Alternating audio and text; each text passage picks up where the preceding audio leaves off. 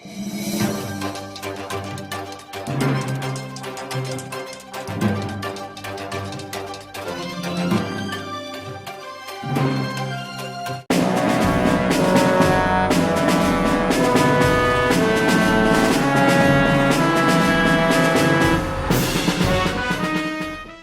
दो सेक्शन 5 और section 18 please rule follow करेंगे नहीं, आपको कोई भी जायदाद जो है ना, कोई भी आप बोर्ड भी उसका रेजोल्यूशन पास नहीं कर सकते। इसमें सेक्शन 5 में क्या है कि आपको 3 अखबारों में नोटिफिकेशन देना है, फिर आपको ये कहना है एप्लीकेशन कॉल करना है, एप्लीकेशन देना है।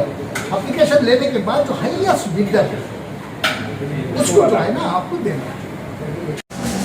वक्फ बोर्ड में तो हर दिन कोई ना कोई स्कैम हो ही रहा है।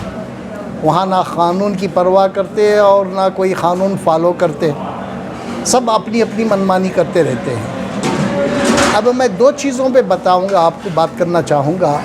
एक तो सर्वे नंबर 209 वर्तूर की जो ज़मीन है, 10 एकड़ ज़मीन है, उसके ताल्लुक़ से एक, और शिव समंदरम की एक ज़मीन 10 एकड़, वो भी 10 एकड़ है, वो भी करोड़ों की जायदाद है, करोड़ों की मिल्कियत है वो भी। उसके बारे में मैं कहना चाहूँगा आपसे। ये वर्तूर की जो ज़मीन है, इसमें जो है ना हाई कोर्ट ने इनको स्टे दिया था 25/9/2021 को। 25/9/2021 को एक इंटरिम ऑर्डर किया था हाई कोर्ट ने। उसके बाद जो है ना फिर सुनवाई हुई, फिर बहस हुई, होने के बाद 5/10/2021 को इनको परमानेंट इंजंक्शन, परमानेंट जो है ना स्टे कर दिया कोर्ट ने। इनके हाथ में कोर्ट का ऑर्डर था, स्टे हो गया था। स्टे होने के बावजूद भी ये खामोश रहे। क्यों खामोश रहे, क्या ज़रूरत थी उनको खामोश होने की? उसके बाद फ़ौरन वो तहसीलदार से रुजू होते और पानी में जो है स्टे ऑर्डर का ऑर्डर जो है ना दर्ज करा देते। इतना कराने से ये ज़मीन कभी भी किसी के नाम पे रजिस्टर नहीं होती थी, लेकिन इन्होंने ये काम नहीं किया। ये इंतज़ार करते रहे। किस चीज़ का इंतज़ार करते रहे? 24/2/2022 को ये प्रॉपर्टी सेल हो गई। जो मरहूम आमिर साहब उनके रिश्तेदारों ने ये ज़मीन को सेल कर दिया। 5/10/2021 से 24/2/2022 तक आपने कुछ नहीं किया। क्यों कुछ नहीं किया? क्योंकि वो एक नवाफिल शख्स का इसमें जो है ना नाम था, उसका इन्वॉल्वमेंट था उसका। क्योंकि वैसे वक्फ बोर्ड की जानिब से वो नवाफिल ही का हवाला देकर पल्ला झाड़ने की कोशिश की। नहीं, मैं आगे बताता हूँ आपको नवाफिल क्या है, कौन है, किधर है। इसके बाद जो है ना 5/10 से 24/2 तक कम से कम 4 महीने का वक्फा। 4 महीने आपने कुछ नहीं किया, क्योंकि अगर तहसीलदार के पास आप गए होते तो आपका काम 1 घंटे 2 घंटे में हो जाता था। आपने वो नहीं किया, क्योंकि नवाफिल को आप फेवर करना चाह रहे थे। और ये चेयरमैन साहब धमकी देते हैं कि नवाफिल ये फाइल कर रहा है हमारे ऊपर, जो है ना कंटेम्प्ट फाइल कर रहा है बोल के, उसको करने दीजिए। मैं चाहता हूँ कि वो करे, ताकि वो यहाँ रुके। मैं उसे जाने नहीं दूंगा हिंदुस्तान से उसे। अब अगर उसे करना है तो वो करे ज़रूर, हम भी ये चाहते हैं वो करे। और इसके अलावा डेफोमेशन फाइल करने के और भी कुछ मसाजिद के मामलात में उसका नवाफिल का इन्वॉल्व। नहीं, मैं आगे बोलता हूँ आपको। तो चेयरमैन साहब ये धमकी दे रहे हैं कि नवाफिल पिटीशन फाइल कर रहा है, हमारे खिलाफ केस कर रहा है। अब करने दीजिए उसको, हमें कोई उससे दिक्कत नहीं है। नवाफिल कौन है हम बाद में बताएंगे, उसका सारा चिट्ठा हमारे पास है। वक्त पे बताऊंगा एक एक करके। नवाफिल कोई बहुत बड़ी तोप नहीं है, और बड़ी बड़ी कोई तोप नहीं है। नवाफिल इनका दोस्त है। ये कह रहे हैं कि 1957 से मेरा दोस्त है। वो 57 से या 58 से या उससे पहले, मुझे हमें उससे कुछ लेना देना नहीं है। नवाफिल का अगर दोस्त है तो आप दोस्त की जगह रखिएगा उसको, और धमकी मत दीजिएगा। धमकी देना दूसरों को भी आता है। आप डेफोमेशन केस फाइल करेंगे, करिएगा, आपको कौन रोका है? धमकी क्यों दे रहे हैं? डेफोमेशन फाइल करने वाले धमकी नहीं देते, सीधे सीधे करते हैं। आप सीधे सीधे करिएगा, हमें उससे कोई दिक्कत नहीं है, हम उसके लिए तैयार हैं। लेकिन किसी भी सूरत पे नवाफिल को बग़ैर कोई ये करे, बग़ैर मतलब कि कोई कानूनी तौर पर कानून को फॉलो करते हुए अगर कोई ज़मीन देते हैं तो खामोश बैठेंगे नहीं। दीजिए, ज़मीन दीजिए, नवाफिल को भी दीजिए, किसी और को भी दीजिए, लेकिन कानून जो कहता है कानून को पूरी तरह से फॉलो करने के बाद आप करिएगा। हमारे इस पे लीज पे देने का हमारा कोई ये नहीं है, हम कोई आपसे अपोज नहीं कर रहे। लीज पे देने की बात आप कर रहे हैं, करिएगा, लेकिन कानून के तहत करिएगा। कानून क्या कहता है, कानून जो कहता है उस पर करिएगा, हमें उससे कोई दिक्कत नहीं है। लेकिन धमकियां देना, आपने कहा, हाँ मैं इस बात का आपसे जवाब चाह रहा हूं, और मेरे वकील भी दिल्ली से आपको नोटिस इशू कर रहे हैं। चेयरमैन साहब, आपने कहा कि नवाफिल ने हज़ारों मस्जिदें बनाई हैं, ये ऑन द रिकॉर्ड है, ये आपका रिकॉर्ड है, मैं इसको कोट भी कर रहा हूँ। हज़ारों मस्जिदें और हज़ारों जो है ना ये बनाए, मदरसे बनाए। मैं हज़ारों की बात नहीं कर रहा हूँ, मैं आपसे सिर्फ 100 मस्जिदों की बात कर रहा हूँ। आप जैसे हो 10-15 दिन के अंदर अंदर मेरी नोटिस के जवाब में आप, उसने हज़ारों मस्जिदें कहाँ बनाई, हज़ारों मस्जिद से मेरी मतलब नहीं है, उसमें से 100 मस्जिदों का हवाला आप मुझे देंगे जो अपने ज़ाती सरफे से उसने बनाया हो। आप गुमराह क्यों कर रहे हैं लोगों को, आप गुमराह क्यों कर रहे हैं, आप झूठ क्यों बोल रहे हैं? अगर आप झूठ बोल रहे हैं तो आप मुझे बताइए, अगर वो सच्चाई है तो उसमें 100 मस्जिदें का मुझे डिटेल वगैरह दे दीजिएगा। अगर 100 मस्जिदों का बनाया है उसने, तो मैं हज़ारों का नहीं पूछूंगा। तो हमारे इस ज़ुबान पे भी ताला लग जाएगा उस टाइम पे। लेकिन आप करेंगे ज़रूर, ना करने की सूरत में आप पे कानूनी कार्रवाई करूंगा मैं अब, क्योंकि ये आपने ऑन कैमरा कहा है, इट इज़ ऑन रिकॉर्ड। इस सिलसिले में जब आपकी जानिब से इक़दाम हुआ था तो सामने क्या बातचीत हुई सर, क्या रिएक्शन आया था चेयरमैन की जानिब? नहीं, चेयरमैन ने वही एक तवील इंटरव्यू दिया था, किसी एक यूट्यूब चैनल में एक तवील इंटरव्यू दिया था। आपके रिटर्न जो आपने कंप्लेंट की थी उसका कोई जवाब रिटर्न में मिला? नहीं, रिटर्न में हमने कंप्लेंट नहीं की उसे, रिटर्न में कोई कंप्लेंट नहीं दिया। हमने सिर्फ उनको ये कहा है कि भाई अगर आप जो कुछ भी करना है कानून के दायरे में रह के करिए। चेयरमैन साहब, आपको एक बुक दे दी गई है वक्फ एक्ट के नाम से, एक और बुक भी दे दी गई है वक्फ लीज रूल के नाम से। आप वक्फ एक्ट और लीज रूल छोड़ के आप कोई काम नहीं कर सकते, और बोर्ड को भी कोई इख्तियार नहीं है। पता नहीं बोर्ड वाले कैसे खामोशी से बग़ैर कोई ये फॉलो करे उसे जो है ना पास कर रहे हैं, रेजोल्यूशन कर रहे हैं। अब इतना बड़ा घपला हुआ था सर, तो इस सिलसिले में रिटर्न कंप्लेंट होती है या सीईओ के सामने इस सिलसिले में कुछ इक़दाम अपनाए जाते हैं? कोई इस सिलसिले में इक़दाम ना होने की वजह क्या थी और क्यों खामोशी इख्तियार की? नहीं, इसलिए हमारे वकील दिल्ली से इनको नोटिस जारी कर रहे हैं, क्योंकि पहले हमें इनको नोटिस देना है, कोई भी कदम उठाने से पहले इनको नोटिस देना है, इनसे नोटिस का जवाब लेना है। अगर ये नोटिस का जवाब नहीं देते तो फिर दूसरी कार्रवाई होती है, वो हम करेंगे ही अब।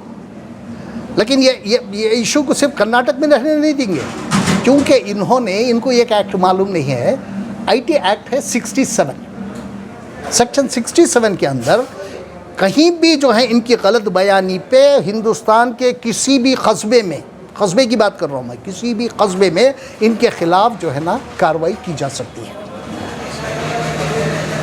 अंडर IT सेक्शन 67 के अंदर। क्योंकि ये यूट्यूब पे था, यूट्यूब और इस पे जो फेसबुक पे जो आता है, जहाँ कहीं भी लोग पढ़ेंगे उसको, अगर उनको गलती महसूस हुई और वो जो है ना एक नोटिस देंगे, नोटिस देने के बाद इनका कोई जवाब आए ना आए, किसी भी मुकाम पे इनके खिलाफ केस कर सकते हैं। सर, शिव समुद्रम से मुताल्लिक़ कुछ इक़दाम हुए हैं, वहाँ की नोटिस रिलीज़ की गई है। देखिए, शिव समंदर के ताल्लुक़ से मैं ये कहना चाह रहा हूँ कि वहाँ जो है ना एक ज़मीन इन्होंने 2 एकड़ ज़मीन पहले इन्होंने इसे एक क्या नाम था उनका,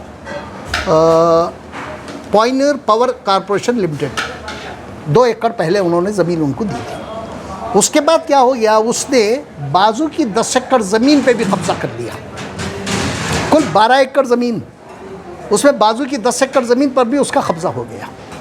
होने के बाद जो है ना इन्होंने एक नोटिस इशू किया, उसको नोटिस इशू किया, इलीगल ऑक्यूपेंसी है भाई, इविक्शन नोटिस इन्होंने उसको दिया। एविक्शन नोटिस देने के बाद क्या किया, वो आदमी इनके पास आया। आने के बाद उसने इनको रिक्वेस्ट की है कि भाई मेरी लीज को जो है ना ये करके दीजिएगा, बढ़ा के दीजिएगा, रिन्यू करके दीजिएगा लीज को। तो उस टाइम पे जब इनके पास आया तो इनका काम ये होता था कि सबसे पहले उसने एप्लीकेशन देना है एप्लीकेशन का एक फॉर्म होता है। एप्लीकेशन का फॉर्म जो है, मैं आपको उसको एप्लीकेशन देना है, वो एप्लीकेशन के साथ उसको जो है ना कुछ पैसा वैसा जमा करना है, वो जो एक प्रोसीजर है। उसके बाद जो है ना इन्होंने क्या किया, सेक्शन 5 के तहत लीज रूल को फॉलो करना है, उन्होंने नहीं किया। और उसके बाद सेक्शन 18 ऑफ द सेक्शन 18 है लीज रूल में, 18 भी लीज उसको उन्होंने फॉलो नहीं किया। उसके बाद अमेंडमेंट हुआ है 2017 में, उसमें एक फॉर्म आता है, फॉर्मेट आता है, वो फॉर्मेट 56 है। वो फॉर्मेट 56 में इसको फिलअप करके देना है। जब तक आप ये दो सेक्शन 5 और सेक्शन 18 लीज रूल फॉलो करेंगे नहीं, आपको कोई भी जायदाद जो है ना, कोई भी आप बोर्ड भी उसका रेजोल्यूशन पास नहीं कर सकता। इसमें सेक्शन 5 में क्या है कि आपको 3 अखबारों में नोटिफिकेशन देना है, फिर आपको ये करना है, एप्लीकेशन कॉल फॉर करना है, एप्लीकेशन लेना है। एप्लीकेशन लेने के बाद जो हाईएस्ट बिल्डर है उसको जो है ना आपको देना है। आप ये तीनों नहीं किए, क्यों चोरी से क्यों कर रहे हैं आप? तो क्यों इसके वायलेशन हो रहे हैं? तो लीज को दे दिया गया सर अभी प्रेजेंट पोजीशन में? नहीं, अभी क्या है, मैंने सीईओ को एक चिट्ठी लिखी 30/3/2023 को। मैं सीईओ से मिला, सीईओ से मिलने के बाद उनसे कहा कि भाई आप किसी तरह से एग्जीक्यूटिव ऑर्डर साइन ना करें, क्योंकि इसमें जो है ना सेक्शन 5, सेक्शन 18 और अमेंडमेंट रूल 2017 आपने फॉलो नहीं किया है बोर्ड ने। जब ये फॉलो नहीं किया है तो बोर्ड का फैसला इलीगल है। आप इलीगल चीज़ के ऊपर साइन मत करिए। तो बेचारे सीईओ मुझसे कहने लगे, नहीं साहब मैं खाली एग्जीक्यूटिव ऑर्डर दे रहा हूँ, लीज अग्रीमेंट साइन नहीं कर रहा। मैं बोला सी लीज अग्रीमेंट की बात तो बहुत बात की है, जब आप ऑर्डर साइन कर देंगे तो उसके हाथ में आप हथियार दे रहे हैं, वो सीधे सीधे चला जाएगा कोर्ट में। मुझे ऑर्डर दिया, देने के बावजूद ना लीज रूल ये लीज अग्रीमेंट साइन नहीं कर रहे हैं, कोर्ट आपको डायरेक्शन दे देगा, तब क्या करेंगे आप? तो उन्होंने कहा कि नहीं साहब वो नहीं होगा, ये होगा। मैंने बोला ये कुछ भी नहीं होगा, लेकिन अगर आप साइन करते हैं तो फिर जो है ना हमें दूसरी कार्रवाई करना पड़ेगी। तो उसके बाद मेरे एक सीनियर ऑफिसर हैं, IPS ऑफिसर हैं इसमें लोकायुक्ता में, मैंने उनसे बात की। मैंने कहा भाई ऐसा ऐसा हो रहा है वक्फ बोर्ड में, इसको क्या करना चाहिए? उन्होंने मुझे सलाह दी कि आप ऐसे करिए, फौरी तौर पर एक लेटर सीईओ को लिखिएगा और उसमें क्या क्या वायलेशन है वो लिखिएगा। लिख के उनसे कहिएगा कि जब तक ये पूरा आप ये जो इसके जो रूल्स है, रूल्स रेगुलेशन है, जब तक उसको फॉलो नहीं करेंगे आप उस पर साइन नहीं करेंगे। उसके बावजूद भी अगर वो साइन करते हैं तो आप ऑर्डर की कापी, आपकी कंप्लेंट की कापी और ये लेटर की कापी आप लगा के दीजिए, मैं एक्शन ले लेता हूँ। तो प्रेजेंट स्टेटस क्या है सर ऑर्डर? आज तक जहाँ तक मुझे मालूम हुआ है अभी तक उन्होंने उस पर कोई साइन नहीं किया। तो यहाँ सबसे बड़ी बात यह है, क्या रहेगा इस पर आपका? नहीं डिमांड क्या है हमारा? डिमांड आप लीज दीजिए, आप लीज, इसमें लीज को अगर रिन्यू भी करना है तो कानून है। क्या कानून है? सबसे पहले आपको अखबारों में देना है। हाँ, इसी को दे सकते हैं आप, अखबारों में आप नोटिफिकेशन देंगे, मैंने मिनिमम 3 अखबारों में। उसके बाद आप बिड कॉल फॉर करेंगे, जो हाईएस्ट बिल्डर नहीं इसमें जो फॉर्म है एक फॉर्मेट है 56, उसके तहत वो आपको अप्लाई करेगा। जो अप्लाई करेगा उसको ये करेंगे। यहाँ रिन्यूअल में एक क्लास आपके पास ये है, जो हाईएस्ट बिल्डर होगा, दूसरा आदमी हो, इनके अलावा अगर कोई आदमी हाईयर बिल्डर हो तो वो अगर उसको ये मानता है उस बिड को, तो आप इसी को दे सकते हैं। आप इसी को दे, वो उसकी रजामंदी के साथ इसी को दे सकते हैं आप। अब बग़ैर उसके उन तमाम इस पे जो है ना, बग़ैर आप कार्रवाई करें, बग़ैर ये करें, सीधे सीधे आप अगर लीज दे रहे हैं, छुपा के क्यों, छुपा के चोरी से क्यों दे रहे हैं? चोरी से देने की ज़रूरत क्या है? इस सिलसिले में क्या कानूनी इक़दाम अपना रहे हैं? प्रेजेंट क्या स्टेटस तक पहुंचा है? और फिर वहाँ से अगर इंसाफ की उम्मीद नहीं है तो फिर अगला इक़दाम क्या होगा? नहीं, अगला इक़दाम तो हमारा कोर्ट होगा, कोर्ट में जाएंगे और इनके खिलाफ हम जो है ना मुजरिमाना कार्रवाई करेंगे, इनके खिलाफ करेंगे, कार्रवाई करेंगे, इनको छोड़ेंगे नहीं। ऐसा भाई आप चोरी छुपे क्यों बेच रहे हैं? आपको बाकायदा नोटिफिकेशन दे के रूल्स को फॉलो करिएगा। आप रूल्स फॉलो होने के बाद आप जो कर सकते हैं करें। अब बोर्ड भी कैसा बगैर रूल्स को फॉलो करे क्यों बोर्ड ये पास कर रहा है, रेजोल्यूशन क्यों पास कर रहा है? बोर्ड को चाहिए ना, बोर्ड को पहले देखें। और सुना है कि बोर्ड में जो है ना लेजिस्लेटिव मेंबर्स कोई भी नहीं आ रहा है, और 2-3 मेंबर आ रहे हैं, ये अपनी मनमानी कर रहे हैं और इसको पास करके भेज रहे हैं। तो तमाम मेंबरान की उसमें जो शमूलियत नहीं हो रही है, इस पर क्या जोर देना चाहेंगे आप? नहीं, आप सब मेंबरों को आना चाहिए भाई, सबका प्रॉब्लम है, ये एक का नहीं है, सबका इस काम बनता है, या सबको मिलजुल के काम करना है। यहाँ 2-3 लोग अपनी औकाफ की जायदाद अगर बेचते रहे, इसी तरह से लीज पे देते रहे, तो आप भी कल ये जिम्मेदार होंगे, आप भी जो है ना आंसरेबल होंगे, आपको भी आंसर देना पड़ेगा।